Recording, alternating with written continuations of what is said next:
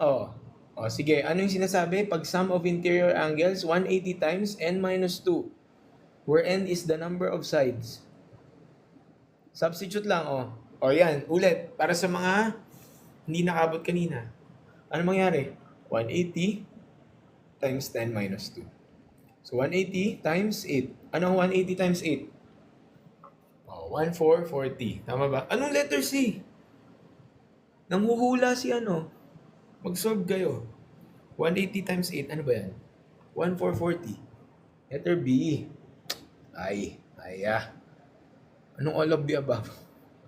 Letter B. F. De, Regine Velasquez ang sagot. Patingin ng kanina. Ayan. Oh, ito yung kanina. Reference. Shotgun agad. So, sorry sir. Okay, sige. Okay lang. Piliin ang sasagot na feeling pinaka-connected. Cherry pie pika. Letter C. Sir, palagay ako para at least mapili din. Ay, Wallace. Like, hugot. Baka tumagos ka mo sa screens. Oo, sinasabi nyo kasi kanina yun sa DC. Oy, anong letter B? Walang sasagot ng letter B dahil nakawala na siya. Dahil nagtatago siya. Okay.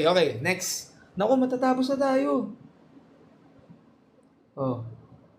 Okay. Ito, magagamit nyo ulit yung kaninang diniscuss ko na. Sige, try this one. Each interior angle. Grade 2 math. Grade 2 math, second quarter. Ano sagot? Each siya, tandaan niyo yung word na each. Sinabi ko, tsaka merong regular. Di ba? Naaral na natin yan kanina. So, 180 times n minus 2. Ano mangyayari? 180. Ano ang hexagon? 6 sides. So, that's 180 times 4. What's 180 times 4? 720. Tapos, dahil each, ano yung ginawa natin? Yung 720, i-divide ko sa 6. The answer is letter A. 120 degrees. Okay? Naglag daw ulit.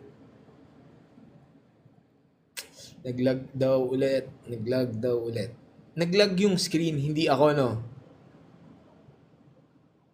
Hindi ako yung naglag. Yung ano lang, di ba? Yung ano lang.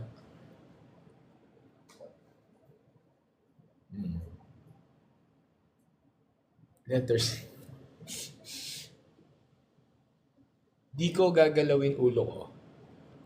Master Joe, ikaw ba yan? Nite, sir. Okay. C for Christ. Letter S. Letter C din ako lagi pag di ko na alam. O kaya hintayin nyo yung lamok. Kung may lamok dun sa room na pag-exam nyo. Kung sa magla-land, yun ang kunin nyo. Pero kung naka-aircon kayo, nako. Kamusta yun yung wifi? Baka kasi hindi pa yata ako bayad eh. Teka lang. PLDT. Hindi pa ako nagbabayad ng PLDT eh. Kaya siguro naglalag.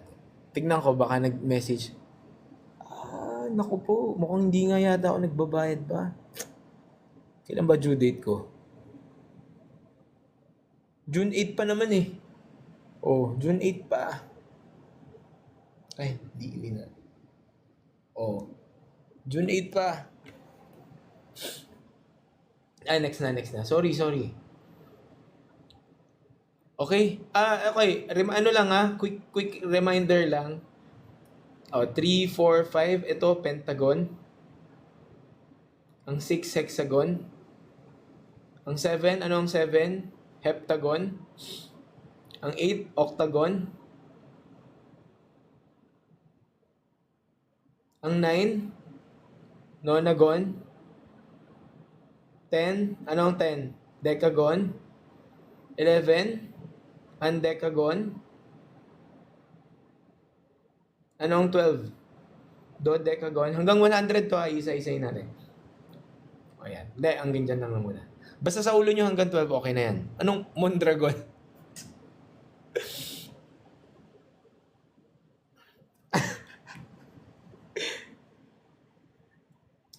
Okay? Decagon. Okay. Pwede malaman yung setup para sa dalawang monitor. Bawal. Naglalag nga eh, kakayahin mo pa. Hindi, joke lang. Mamaya, pakita ko sa'yo. Next. If one exterior angle of a regular polygon is 24, determine the number of sides of polygon. Ano kaya sagot dito? Screenshot. Uy, malapit na DPWAS season. Yes. May DC server tayo. Yes, Tara Aral Pilipinas. O, balik na dito. If one exterior angle is 24 degrees. O, kanina, interior pinag-usapan natin. Paano pag exterior? Turo mo muna, sir. Mangyayari. Yan. Sige, may mga nanghuhula. May mga nanghuhula sa inyo.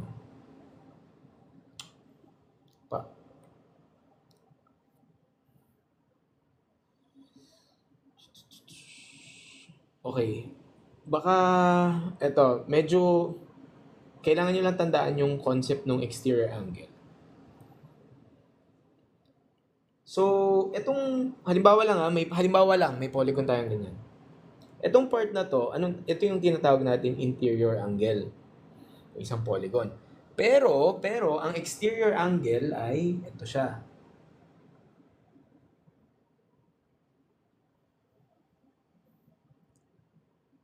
Ang exterior angle is yung angle na na-form kapag in-extend natin ito yung exterior.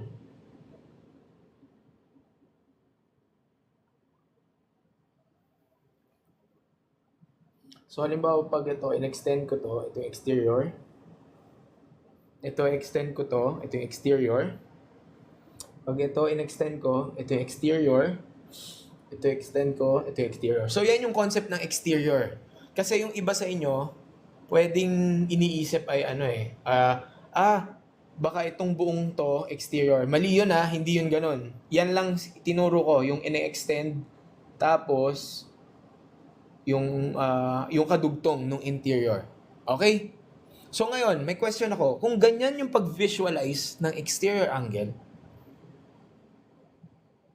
ibig sabihin, ano kayang sum kaya ng exterior angle na yan? Tingin nyo lang.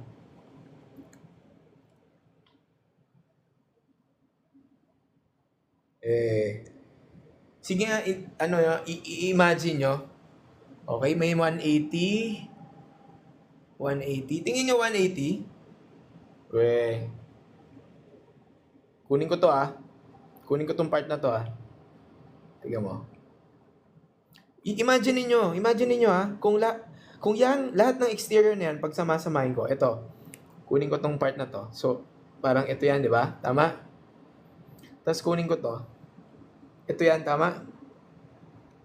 Tapos, may another one dito. May another one doon. Ano kayang total? Ano sa tingin yung total? Nagagalit na. Ano lang total? Ayan yan. Tignan nyo. Pag pinagsama-sama ko lahat yung mga yon, anong total niyan? Tingin nyo. Kami pa hula. Correct? 360. So, ibig sabihin, ang sum ng exterior angles ay 360. This is the sum of exterior angles. So, kung ang isang exterior angle ay 24, paano ko malalaman ang bilang ng sides niya? Anong gagawin ko kaya?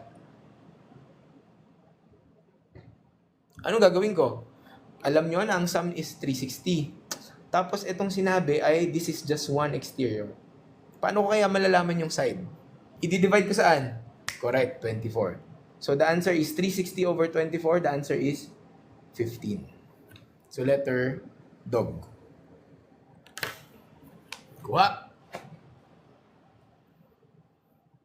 So, kailangan nyo lang tandaan na ang sum ng exterior angles ay 360.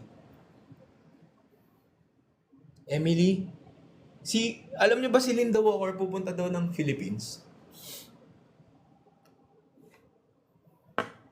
Di kita ang green. Sorry na. Papalitan ko na yung color next time. Sorry na. Taken. Noted. Sorry. Nandito na. Sabi ni Ashley, let's get the small talk. Sorry na.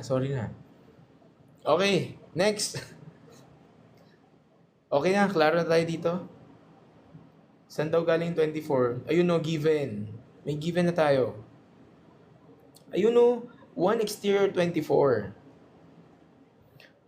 Bigay ko yung another way to solve this kung hindi nyo maaalala tong concept. Okay, basta ang takeaway nyo dito, ang sum ng exterior ay laging 360. Since hinahanap yung bilang ng sides, i-divide nyo lang yung 360 doon sa 24. Kasi sabi, if one exterior is 24, 360 divided by 24. Okay? Ano yung another way to solve this? Pakita ko. Pakita natin ha. Alam nyo na ganito yung concept.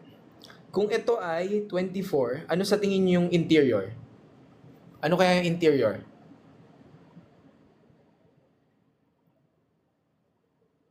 Oh, huwag maingay. Sabi ni Ashley, huwag kayo maingay. Kung ito ay 24, ano yung interior? Bakit 12? Bakit 12? Anong nabuong line dito? This is a straight line, correct? Kung meron ka straight line, 180 yan. Kung may 24 ka na dito, ano to? 156. Okay? So ngayon, kung alam mong 156 yan, ito pwede natin niyang itahi doon sa 180 times n minus 2 natin kanina. Pero dahil interior yan, isang interior lang yung 156. Anong gagawin ko sa 156? Di ba, naalala nyo kanina to? Formula to nung sum. Tama ba? Yung sum, pag dinivide ko sa n, ito yung ibibigay niya sa akin yung 1 interior angle. Tama ba? Ganyan yung siya, di ba kanina? So, pwede ko pa rin mapalabas yung 15 dyan. Tingnan nyo. 180 times n minus 2 equals, ano yung interior? Ano yung interior na binigay, na nasolve natin? 156, di ba? 156, tapos ito times ko yung n, kaya magkaka 156n. Nakuha ba? So, kayang-kaya nyo ring mapalabas yun eh. So, anong formula nito? 180n distribute minus 360 equals 156n. O, do the math.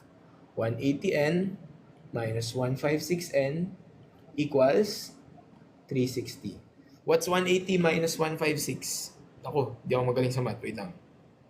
24n equals 360. Divide both sides by 24. Anong lalabas na sagot? The same. N equals 15.